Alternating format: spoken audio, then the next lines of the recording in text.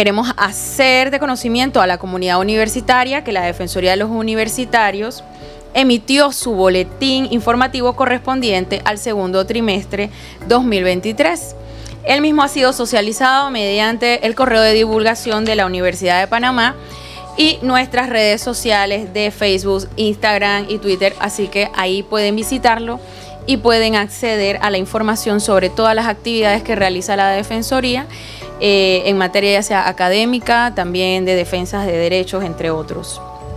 El comunicado de la Defensoría de los Universitarios dice que por tercera semana consecutiva, el campus central Octavio Méndez Pereira de la Universidad de Panamá ha sido saturado de gases lacrimógenos por parte de las unidades de la Policía Nacional, lo cual ha provocado la suspensión de las clases en los turnos vespertino y nocturno en diversas ocasiones, así como también los pacientes y trabajadores del Complejo Hospitalario Arnulfo Arias Madrid. La clínica médica y odontológica de esta casa de estudios superiores han sufrido afectaciones. Esta acción contra la comunidad académica constituye una violación a la autonomía universitaria y es un atentado contra la integridad física de miles de estudiantes, administrativos y docentes. Exhortamos a la Policía Nacional para que retome los procedimientos de diálogo y resolución pacífica de conflictos ante los que ejercen su derecho a la protesta a priori de hacer ejercicio del uso de la fuerza. Desde la Defensoría de los Universitarios hacemos un llamado enérgico a las autoridades del orden para evitar que se repita este tipo de excesos, los cuales van en detrimento tanto de la libertad de pensamiento y expresión en un Estado democrático como de la seguridad y salud de miles de panameños y panameñas del campus central y áreas colindantes. Firma el profesor Gilberto Marulanda, defensor de los derechos de los universitarios, dado en la ciudad universitaria Octavio Méndez Pereira a los 8 días del mes de junio del 2023.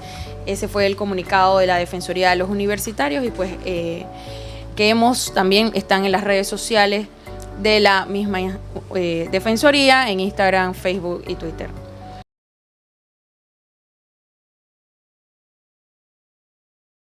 Y como el punto dentro de lo que siempre hemos tratado, que tiene que ver también la temática de la tarde de hoy, tiene que ver sobre lo que es la violencia comunicacional y digital, obviamente en Panamá. Para eso contamos con la presencia de la profesora Claudia Figueroa Pino. La profesora Claudia es docente en el Departamento de Comunicación y Sociedad de la Información de la Facultad de Comunicación Social de la Universidad de Panamá. También es asesora de comunicación estratégica, diseñadora de programas formativos y capacitadora en el área de comunicación y derechos humanos. Es licenciada en comunicación social, también es licenciada en Derechos y Ciencias Políticas. Posee un magíster en periodismo, actualmente es doctoranda en Ciencias de la Comunicación y también obtiene un curso de posgrado en Género y Comunicación en el Instituto Internacional de Periodismo José Martí. Así que bienvenida aquí al programa de la Defensoría Radio, profesora Claudia. Así que los micrófonos son suyos en la tarde de hoy. Muchas gracias, Lilian, y a la Defensoría de los Universitarios por esta invitación. La invitación específicamente es para desarrollar el tema de la violencia comunicacional y digital.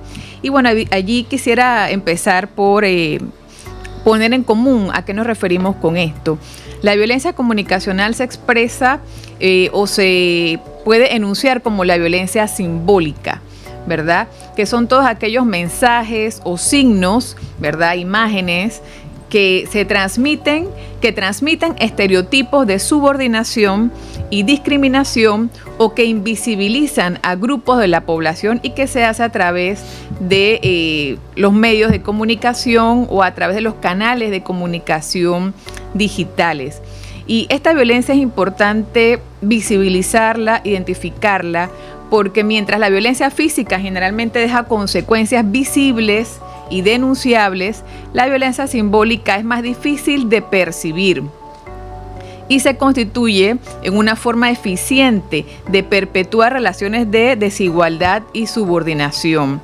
Esta violencia simbólica pues se convierte en violencia masiva y mediática cuando se difunde a través de los medios de comunicación, y esto representa una explotación de las personas, de sus imágenes, también difama, o sea, puede haber casos de difamación, de humillación de las personas, y esto atenta contra la dignidad humana y legitima o desensibiliza, normaliza esa desigualdad del trato entre las personas y construye patrones socioculturales reproductores de la desigualdad y la violencia. Bueno, en esa misma línea, ya que ha explicado un poco el marco ese conceptual sobre lo que vendría siendo la violencia comunicacional, ¿qué tipos de violencia comunicacional existen? ¿Cómo podemos diferenciar cada tipo de violencia comunicacional? Sí, bueno, como comentaba, la violencia comunicacional se concreta en la violencia simbólica. Son los mismos tipos de violencia que vemos entre las personas, ¿verdad? Violencia verbal, violencia psicológica, más que nada psicológica, y que representa otros tipos de violencia. Y bueno, se da cuando incluso, por ejemplo, una violación al derecho a la intimidad, ¿verdad? Cuando tengo una conversación contigo entre tú y yo, y pues tú tomas esos mensajes y los haces públicos, ¿verdad? Entonces allí se está violentando pues el derecho nuestro a la intimidad. Ahí esa es una forma de violencia mediática. También cuando se revelan datos personales que puedan identificar sitios privados de las personas como su domicilio, lugar de trabajo, se revelan otros datos como enfermedades, nombres de su familia, relaciones personales, cualquier información que una persona pueda usar en contra de quien fue afectada por esa revelación de esos datos. También hemos visto el ciberextorsión, ¿verdad? También cuando se da pues esa relación a veces en base a engaños íntima, y una persona obtiene de la otra pues imágenes o algunos otros elementos comunicativos que pues utiliza para extorsionar a la persona. También algo que se le llama erradamente pornovenganza, que pues no es eso, sino que es una violencia de género digital, cuando pues mediante estas imágenes que pues quizás se obtienen dentro de una relación personal, después una de las personas utiliza esas imágenes para afectar la imagen y humillar a la otra persona. En Panamá hemos tenido varios casos que hasta por el tema de las redes sociales se han hecho evidente de este tipo, ¿no? De este tipo de extorsión en relación a publicar imágenes que tienen que ver con el contenido sexual, y sobre todo pues que se dio en un entorno íntimo y que es expuesto entonces a la sociedad, y muchas veces pues se da como decía, ¿no? Con relación al tema de género, de violencias de género, de exponer pues sobre todo a la mujer, aunque también en muchos casos también se expone al hombre. Otras cosas que a mí me ha llamado la atención es que he visto que hay cuentas que prácticamente son repositorios de este tipo de contenido, y su crecimiento obedece imagino que algunas hasta monetizan en relación a este tipo de contenidos violentos que se dan, y lo único que se dedican prácticamente es a subir contenidos de estas características, donde vemos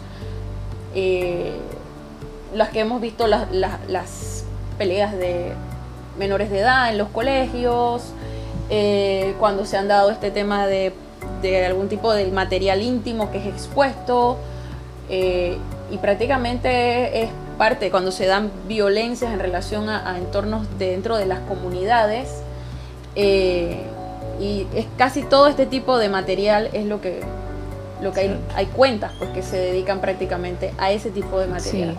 Sí. En ese caso están explotando ¿verdad?, las imágenes de las personas con un fin comercial, y ahí están vulnerando toda una serie de derechos humanos, pero también podría haber el caso de que si se presentara la denuncia en el caso de personas que son menores de edad, o en el caso que se haga una calumnia, una injuria, puede caer en tipos penales que están en el Código Penal, y la Fiscalía tendría que investigar. Sí, yo he escuchado de cuentas que usan las fortalezas de la tecnología, como el anonimato y también la capacidad de distribución masiva, de accesibilidad que se le da a la sociedad en general, de acceder a esos contenidos para beneficiarse económicamente o para ejercer una violencia contra algún tipo de persona. Sí, y sin salirme de eso, pero es parte de toda esta problemática, porque al fin y al cabo son violencias. El tema es que tú puedes cubrir un hecho si es noticioso, pero ¿qué puede haber de noticioso en algo que invade la privacidad de una persona, o que tú tengas escenas muy íntimas y que las pongas en redes sociales? Yo creo que no es algo noticioso que la comunidad deba saber sobre la intimidad de una persona que es expuesta. Sí, no es información de interés público. Lo que sucede es que el mismo sistema mediático de nuestros países, en este caso de Panamá, nos ha hecho adeptos a ese tipo de contenidos, es decir, a mostrar interés y afición por información privada, información de tipo personal, sensacionalista, morbosa, que nos hacen distraernos de los problemas que realmente nos afectan. Entonces, al acostumbrar, no es que a la sociedad le guste eso, nos han acostumbrado, nos han aficionado a ese tipo de contenidos, lo que atrae la desvinculación muchas veces de la juventud, de grandes sectores de la juventud y de otros sectores, a ese tipo de contenidos, y no a conocer lo que pasa en la realidad, que son lo que nos afecta a nuestros derechos, ¿verdad? Los precios de la comida, los servicios de transporte, el acceso a la justicia, es decir, una serie de derechos que tenemos vulnerados, que porque no están en la agenda permanentemente y realmente con información que nosotros podamos usar, y estamos distraídos en otros temas de manera permanente. No es que no pueda haber ratos de distracción, pero quizás la mayoría de los contenidos que vemos en redes, en otros, pueden siempre responder a este tipo de contenidos morbosos y sensacionalistas. Entonces, cuando nosotros conversamos con algunos sectores, vemos que su agenda temática gira en torno a información que no tiene ninguna utilidad social. Correcto. Entonces, así se nos pasan los días, las horas, la juventud, y pues no conocemos en realidad el mundo en el que estamos viviendo, y pues no participamos de esa transformación social. Así que esta violencia mediática, además de vulnerar derechos humanos, afecta la calidad de vida en la sociedad. También tiene otra consecuencia, que en redes sociales, cuando se dan en estas cuentas anónimas, muchas veces, otras veces no, se dan ataques. Ese es otro tipo de violencia. Cuando yo opino, por ejemplo, opino de un tema, vienen varias cuentas y me atacan. Entonces, ¿qué hacen las personas? Se abstienen de opinar de temas. Correcto. Entonces eso debilita el debate público, la diversidad, la pluralidad de pensamientos, de opiniones, y eso hace que pocas personas se queden opinando en redes sobre un tema. Pensemos, Caja del Seguro Social, si hay estos ataques a líderes sociales o a personas, estudiantes, cualquier persona que opine, para que entonces se crea que la opinión de pocos es, digamos, la mayoría. Se generan falsos consensos frente a determinados temas, entonces la sociedad tiene una percepción equivocada y pobre de lo que se cree público, el pensamiento público sobre determinado tema. Entonces, lo que hacemos es fortalecer y sembrar más conflictividad social, porque los medios de comunicación, el gobierno, se hace falsas ideas de las opiniones que tiene el pueblo sobre determinados temas por esa pobreza de participación en el debate público. También hay vastos sectores que no tienen acceso total al internet, algunos que no tienen ningún acceso, otros que tienen acceso muy de vez en cuando. Entonces, la falta de acceso también es violencia mediática, porque toda la ciudadanía, todo el pueblo tiene que participar en el debate público sobre los temas que le interesan y que le afectan.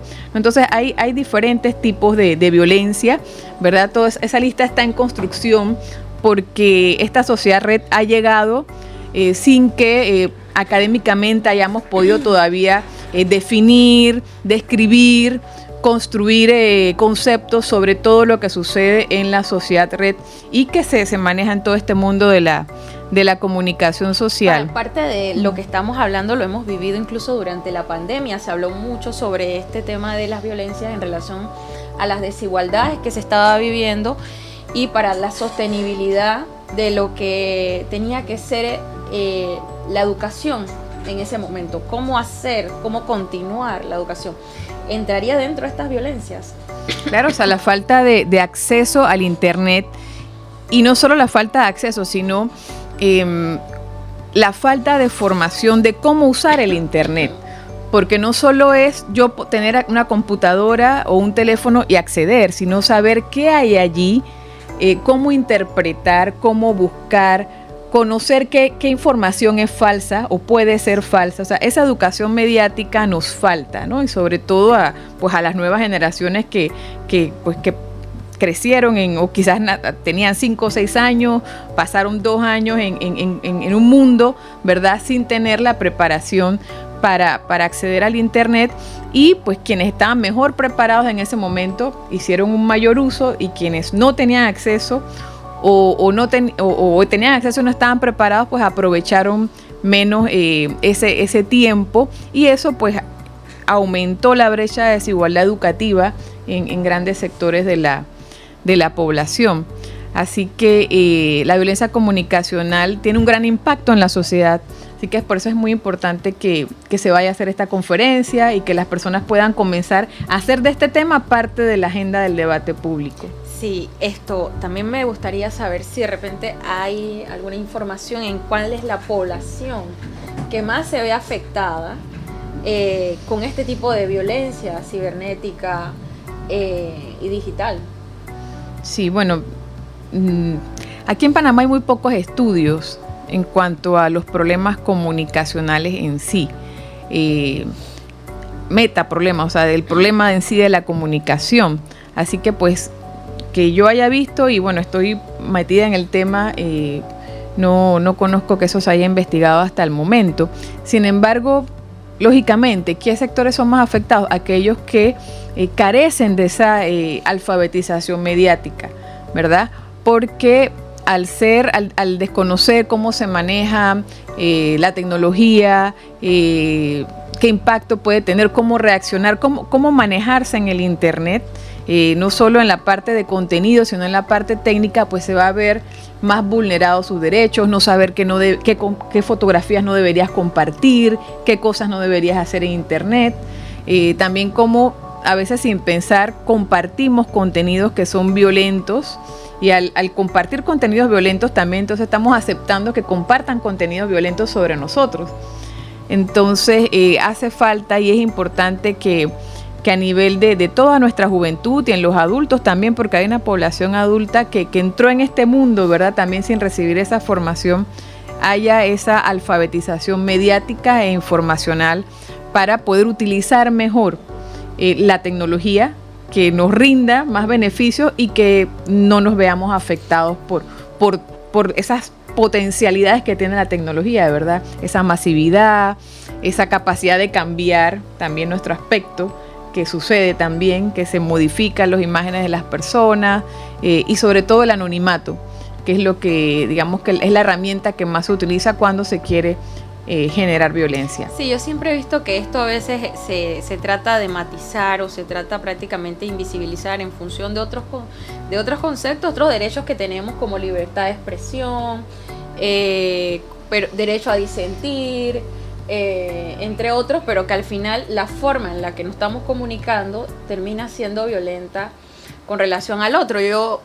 Mi preocupación, esto lo digo a nivel personal, muchas veces se tratan temáticas y esa persona es lapidada, como decías tú, mediáticamente. Incluso a veces tiene, si bien es cierto que que hay un poder de reacción de parte también de las comunidades, de denunciar cosas que están pasando y ponerlas, visibilizarlas. También a veces hay manipulaciones y trasfondos donde te encuentras que fácilmente le hacen una campaña a una persona que cae incluso en una calumnia, pero incluso ya la persona a veces hasta procesos laborales de destitución tiene y todavía no se ha hecho el debido proceso, no se ha cumplido una investigación, pero comienza todo esto en base a una denuncia, mediáticamente por las redes, pero que es anónima, que a veces no se conoce ni quién la realiza.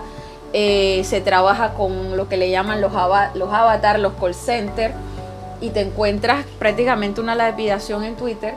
Y esto, conversábamos un poco sobre las normativas que tenía la ciudadanía, porque si bien es cierto, hay una forma de visibilizar problemas, también debería haber una responsabilidad y un límite en cuanto a qué hacer en estos casos.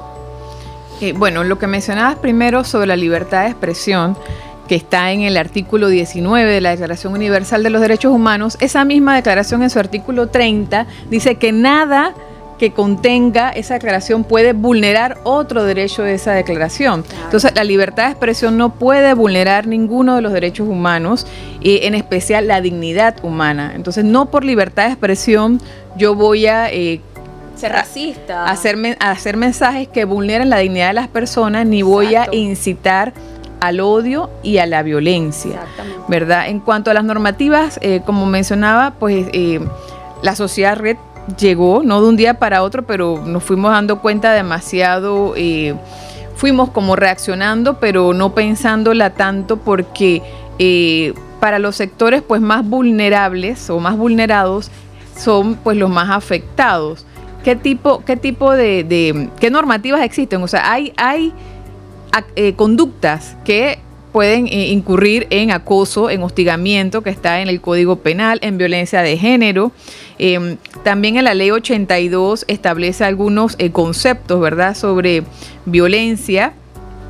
Y también quería mencionar el convenio 190 de la OIT, que ya fue aprobado mediante una ley en Panamá, donde allí también en el ámbito laboral, que tú lo mencionas, establece la normativa de este convenio que cuando se da ese acoso, ¿verdad?, por chat, por WhatsApp, de pues una figura de autoridad o de un compañero o compañera de trabajo o de un cliente en el ámbito del mundo del trabajo, pues allí también hay un acoso laboral que debe estar reconocido por los protocolos que se deben hacer en todos los centros de trabajo, y para que no improvisar, como tú dices, que por algo que alguien mandó, entonces una persona se ve afectada de perder su trabajo o recibir una amonestación.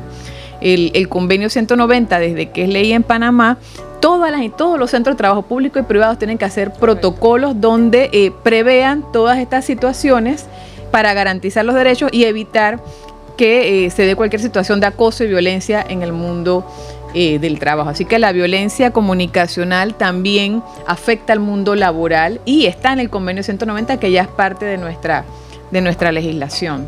Bueno, profesora Claudia Figueroa, le agradecemos el haber estado con nosotros en una versión más de la Defensoría Radio. También agradecemos aquí al equipo de Radio Estéreo Universidad, a Temi Molina, que está en los controles, que siempre nos asiste, también John Suira. Y bueno, esperamos que nos acompañen en el próximo lunes en otro programa de interés para la comunidad universitaria. Muchas gracias por acompañarnos en la tarde de hoy. Muchas gracias.